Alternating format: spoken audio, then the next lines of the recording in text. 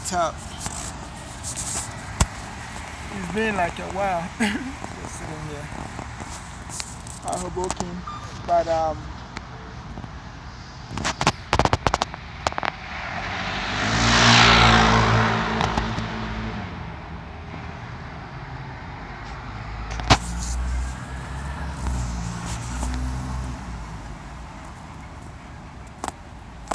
so I got a van today. I got a van and I'm so happy. But I did encounter some issues with the van. Because it was leaking. It was leaking oil. I think it's leaking oil, but also more so antifreeze.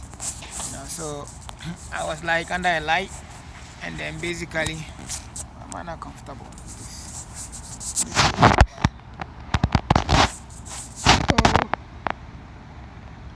Oh, I'm tired, man. One thing I hate about Hoboken is like everything is like when you're trying to get something, it's on the shop. Trying to go to the dollar store to get some stuff, and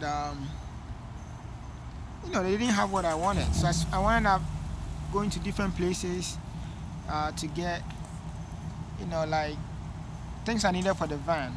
And I spent a whole day, and turned out that the van has a heating problem. I believe so. That's gonna be something else. It's been so long, and what I really wanted to talk about, what I really wanted to say was that what I really wanted to talk about, what I really wanted to talk about doesn't feel right. Okay, this feels better, right? This feels better to me. So I have to also remember to be myself. To be myself a lot. But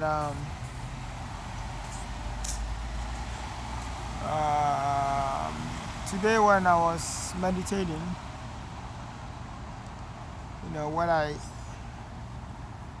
one thing I realized was that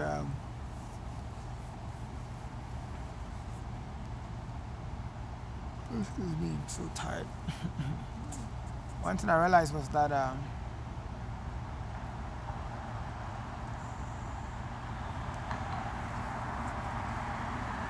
one thing was that awakening is like the journey is like a slippery slope. Maybe that's not the right word, but excuse me. It's like each step that you take, you have to ground yourself. You have to have something. And generally, see, now I'm grounding myself because I was about to go into my old self, my old mind. My old consciousness, my old level of consciousness. And I also realized that Eckhart Tolle and Sadhguru, they are like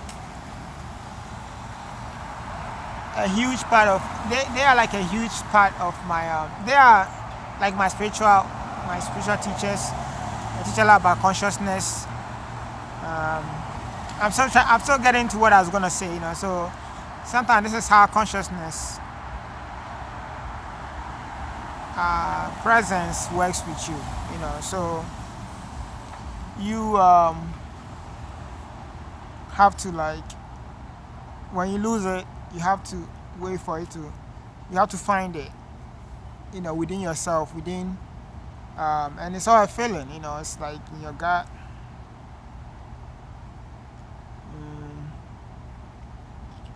Yes. So what I was going to talk about was that you cannot really, and Eckhart Tolle talks about this, in terms of planning. You should plan, and have plans and ideas. Bring your best ideas, I'm an artist, but I'm also a musician, and I should always bring in my best ideas. Even as an artist or even as a musician, I should bring in my best songs. I should refine in my best works. You should do your best. But even normally, when it comes back to normal living, trying to save money, um, planning day-to-day activities, you should plan for your best. I always plan for my best. Like I have ideas and ideas and ideas upon fucking ideas. Fucking ideas upon fucking ideas upon fucking ideas. Fucking ideas. But what consciousness, what life teaches us is that you, even no matter how good you plan,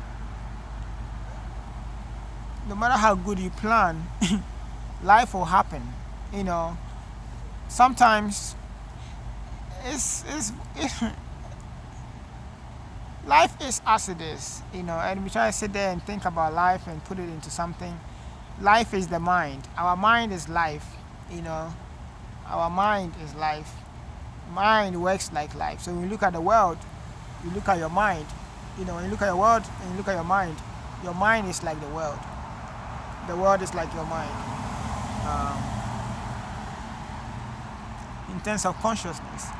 So, in a way, I was like, man, today when the van broke down, my heart sank.